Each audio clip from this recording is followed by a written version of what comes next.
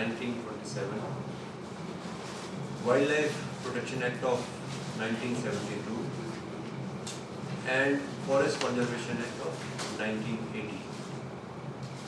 These laws have greatly helped us in conserving and managing our forest resources. India, as you are aware, is one of the most populous countries, in fact second most populous country in the world.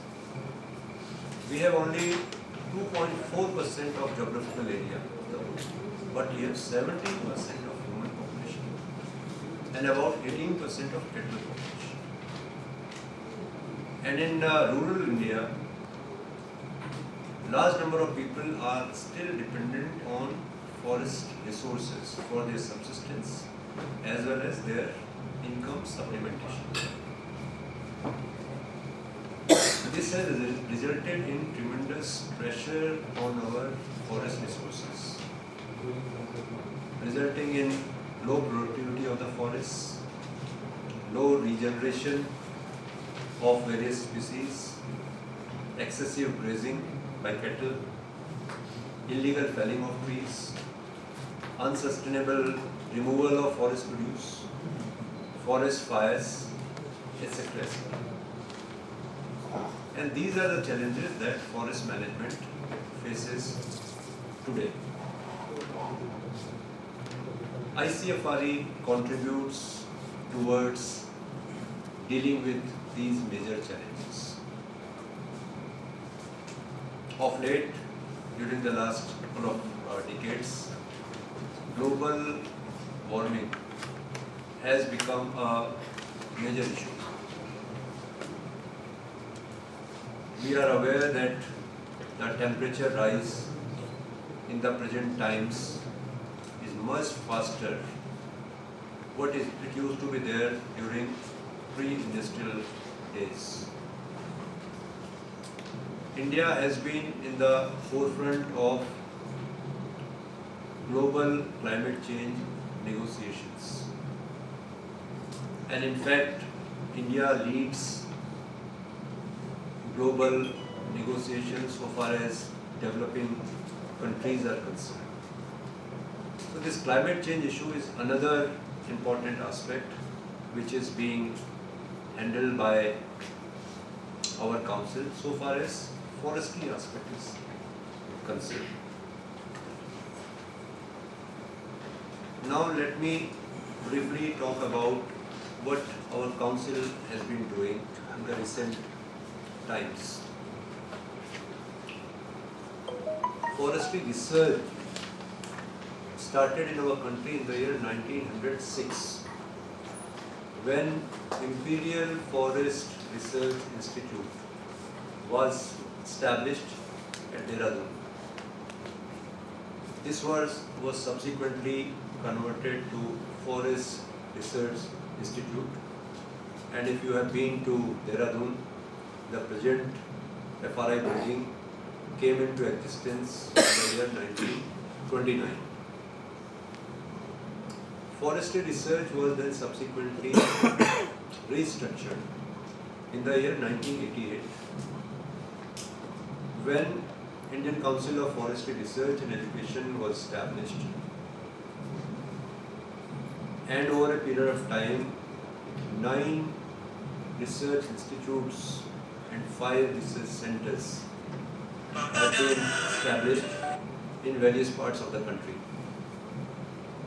Most prominent amongst these research institutes still Forest Research Institute.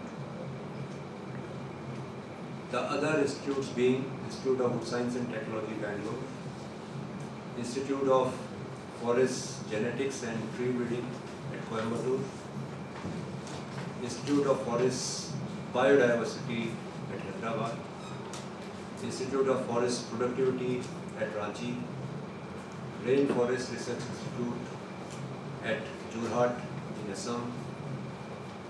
We have Himalayan Forest Research Institute at Shimla.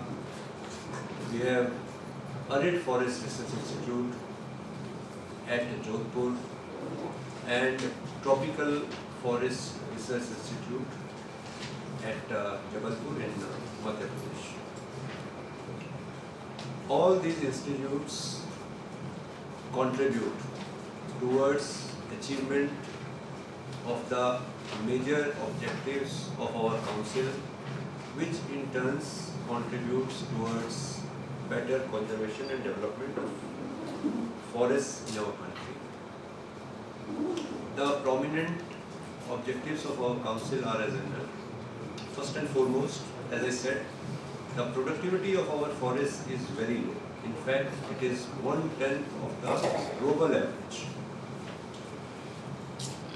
So how productivity of forests can be improved? Through coming out with improved clones and varieties of various species, through tree improvement, through genetic improvement, through selections, through better seed management, etc.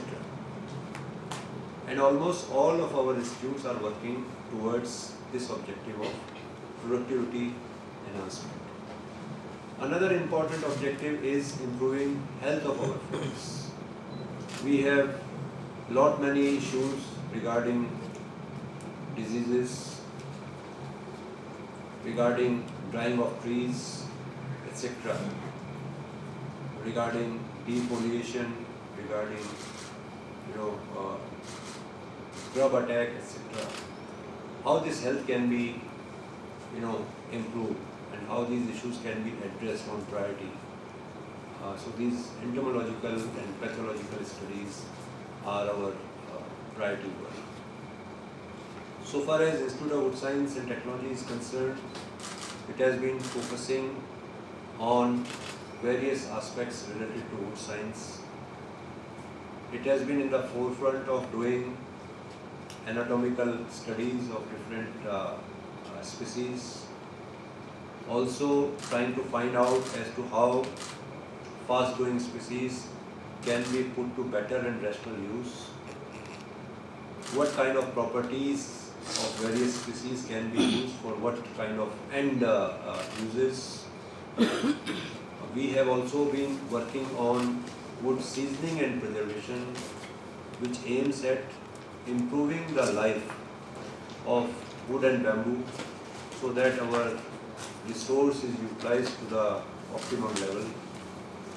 We are also working on chemistry of forest products in basically isolating active ingredients of various plant species and how best those ingredients can be used in pharmaceutical and other industries. This has been the major focus of IWST. Now, Karnataka being the house of sandalwood,